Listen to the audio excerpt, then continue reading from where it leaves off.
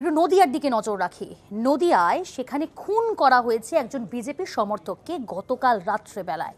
তাকে লক্ষ্য করে পর পর 2 রাউন্ড গুলি এবং সেই গুলি চালায় দুষ্কৃতীরা, যার জেরে মাথার খুলি পর্যন্ত উড়ে যায়। ব্যবসায়িক শত্রুতা নাকি পারিবারিক কোনো শত্রুতা, ইতিমধ্যেই তদন্ত শুরু করেছে পুলিশ। তবে নদিয়ার কালীগঞ্জের ঘটনা ইতিমধ্যেই একজনকে গ্রেপ্তার করেছে পুলিশ।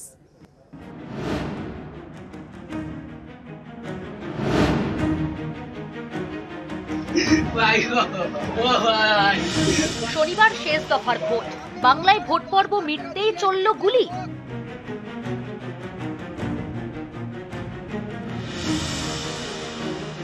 নদিয়ায় খুন বিজেপি সমর্থক। নিহত 35 বছরের হাফিজুল শেখ নদিয়ার কালীগঞ্জের বাসিন্দা। প্রত্যক্ষদর্শীদের দাবি, শনিবার সন্ধে বাড়ির কাছেই চায়ের দোকানের পাশে ক্যারাম খেলছিলেন হাফিজুল শেখ। এমন সময় হামলা, পয়েন্ট ব্ল্যাঙ্ক রেঞ্জ থেকে কয়েক রাউন্ড গুলি চালায় দুষ্কৃতীরা। লুটিয়ে পড়েন রক্তাক্ত হাফিজুল। দুষ্কৃতীরা এলাকা ছেড়ে পালিয়ে যায়। পদ্ম শিবিরের দাবি, পরিকল্পিতভাবে বিজেপি সমর্থককে খুন করেছে তৃণমূল কংগ্রেস। এই নিয়েই তুঙ্গে উঠেছে চর্চা। তার নেতৃত্বে এলাকায় আস্তে আস্তে বিজেপির সংগঠন বাড়ছে। এটা একদম রাজনৈতিক চক্রান্ত বলে আমি মনে করছি। এই খুনের সঙ্গে সম্পর্ক আছে, তাদেরকে অবিলম্বে গ্রেপ্তার করতে হবে।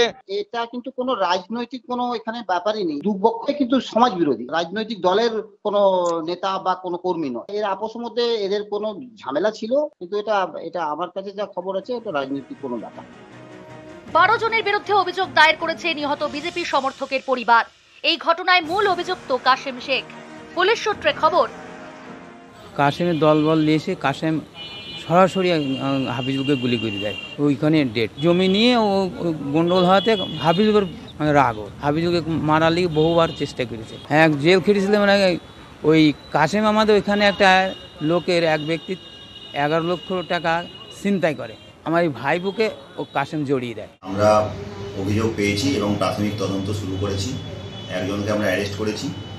আমরা এটুকু জানতে পেরেছি যে কাশেম শেখ এবং হাফিজুল শেখ অনেক পুরনো ক্রিমিনাল। তারা এর আগে ডাকাতি কেসে এবং মাদক পাচার কেসেও জেল খেটেছে। বর্তমানে তাদের মধ্যে একটা জমি নিয়ে সমস্যা ছিল। সেই জমি নিয়ে সমস্যার জন্যে তাদের মধ্যে রেসারেসি ছিল। কাশেম শেখ বহুদিন ধরে ঘর ছাড়া ছিল। কালকে হঠাৎ করে সে এসে হাফিজুল শেখকে গুলি করে মার্ডার করে। আমরা কাশেম শেখকে ধরার ব্যাপারে চেষ্টা করছি।